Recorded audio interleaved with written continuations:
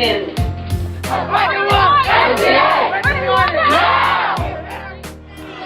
For the past how long that you've been trying to shut us down, we have put up a fight, and as long as you try to put up a fight with us, we will fight right back.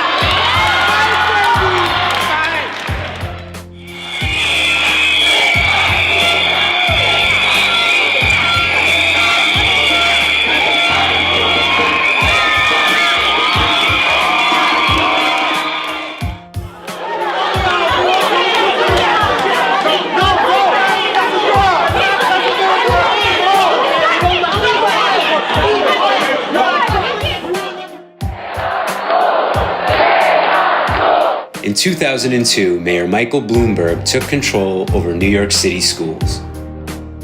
He argued centralized control was the vital and missing link to improving the city's schools. The 32 elected community school boards were quickly dismantled, and a new organization, the Panel for Educational Policy, was given sole authority over all major educational policy decisions. Bloomberg was allowed to appoint 8 of this panel's 13 voting members. The mayor focused his efforts on increasing accountability and the use of assessment. He created a school grading system and announced plans to shut down schools that struggled rather than providing them with support. Bloomberg has championed this authoritarian approach while ignoring and eliminating the input of New York City citizens. Our country is in the midst of an education reform frenzy.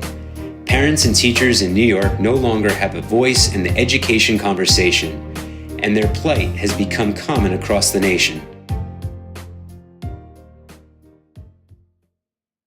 We know very well how to improve our schools, and we just don't care enough about us as a society to do it. What I've learned from talking to people is that every parent wants the same thing for their kids.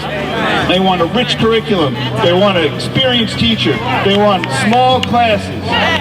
They want room for their kids to be in their schools. I've learned that instead of schools, we're going to build $1 billion police academy.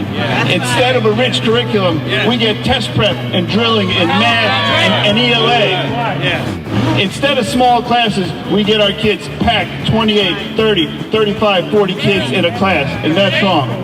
But the worst of all this is that the people who control our schools, the people who run our schools, the mayor, the chancellor of the regents, they don't send their kids to these schools. They have one idea of education for our kids and an entirely different one for their own.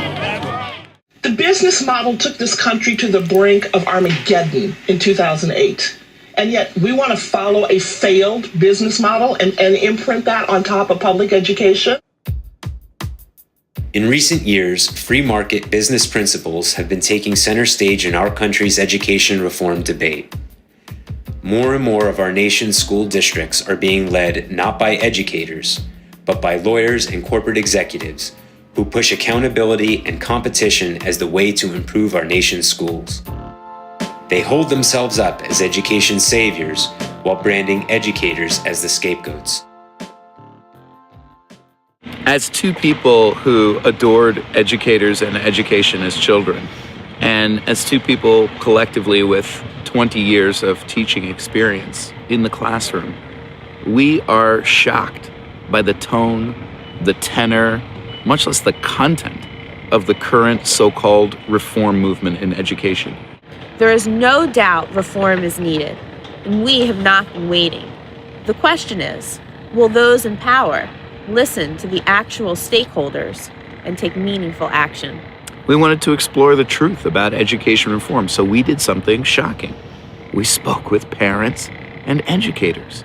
Their perspectives shed light on the current movement for education reform, and their perspectives highlight the inconvenient truth behind waiting for Superman.